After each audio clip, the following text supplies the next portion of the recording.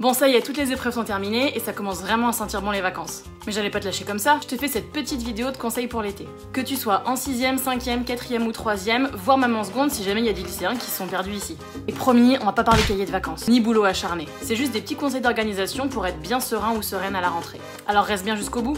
Avant de tout bazarder au fond d'un placard, sous ton lit ou même à la poubelle, trouve-toi un moment la semaine prochaine ou dans l'été. Mais plus tôt tu le fais, plus frais ce sera dans ta tête. Pour ranger ton classeur et te faire des fiches. Oui, je sais, tu satures, mais je te jure que ça va te changer la vie pour l'année prochaine. Et tu verras que c'est pas si compliqué à faire. Je t'explique. Déjà, s'il y a une chose qu'il faut impérativement garder, c'est toutes tes leçons de langue. Parce que les 3ème qui ont su à réviser 3 ans de programme en 3 jours, je vous vois, et ben ils auraient été bien contents d'avoir leur fiche de 6ème et 5ème où ça parlait déjà des subordonnés et du passé simple. Donc les 6ème et 5ème, je vous assure que vos leçons de langue vous serviront en 3ème. Et les 3ème, tout ce que vous avez fait au collège vous servira aussi en seconde et en première. Alors si j'étais vous, j'appliquerais mes conseils. Le mieux du mieux, c'est de vous faire des fiches mémo sur les points de langue que vous avez travaillé pendant l'année. Mais vraiment, vous notez que l'essentiel en mode carte mentale ou mini-leçon. Et la deuxième chose qui est importante à garder avec vous, c'est les références littéraires. J'en ai beaucoup parlé dans mes vidéos de révision pour le brevet, mais parce qu'en fait c'est hyper important. Genre les 6ème, tous les contes que vous avez étudiés cette année, ça vous servira pour le brevet. Les 5ème, les romans d'aventure, ça vous servira pour le brevet. Les 4ème, les nouvelles réalistes ou fantastiques, ça vous servira pour le brevet. Tu vois, comme le parallélisme de construction et le rythme ternaire, c'est hyper bien pour insister. Bon, ce que je te conseille, quel que soit le niveau, c'est d'avoir des fiches outils à commencer le plus tôt possible, dès la 6ème donc. Mais si t'es en 4ème, t'inquiète, c'est pas trop tard pour commencer. En ce qui me concerne, je vais faire 5 fiches à mes élèves pour travailler les références littéraires. Que je leur demande de garder une année sur l'autre et qu'on continue à compléter s'ils m'ont l'année suivante. Mon petit message perso à ceux qui m'ont l'année prochaine, vous avez intérêt à les avoir dans votre classeur.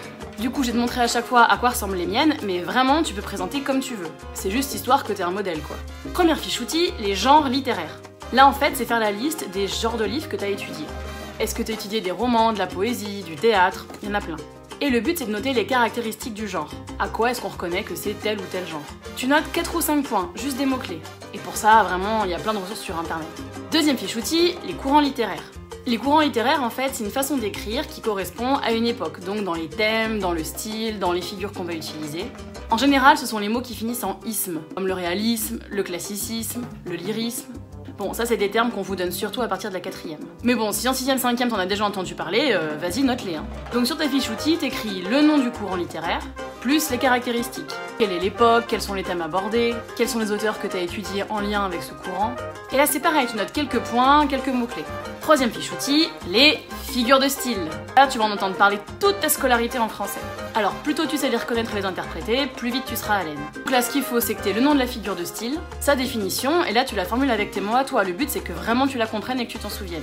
Et puis tu mets un petit exemple. Quatrième fiche outil, les procédés littéraires. Ça c'est tous les autres outils d'analyse de texte en fait. C'est ce que tu dois être aussi capable de repérer et d'analyser. Ça va être le champ lexical, la valeur des temps, le point de vue, etc. Et là c'est la même technique, le nom du procédé, la définition et un petit exemple. Cinquième et dernière fiche outil, les auteurs. Tu fais la liste des auteurs que tu as étudiés cette année, tu notes leur nom, leur siècle, éventuellement le courant littéraire auquel ils appartiennent si tu l'as, et le titre de la ou des œuvres que tu as étudiées. Bon, ça va peut-être te prendre une après-midi à tout faire, mais je t'assure que ça vaut le coup. Donc, que tu sois en 6ème, 5ème, 4ème, 3ème, voire seconde, tu te fais des fiches mémo sur les points de langue que tu as étudiés, et tu commences à remplir tes 5 fiches outils sur les références littéraires. Et je te jure qu'au brevet ou au bac, mais ce sera 10 fois plus facile de tout préparer avec ça. Ah oui, et dernière chose hyper importante. Repose-toi, ferme tes classeurs, coupe un peu les réseaux et profite de l'été.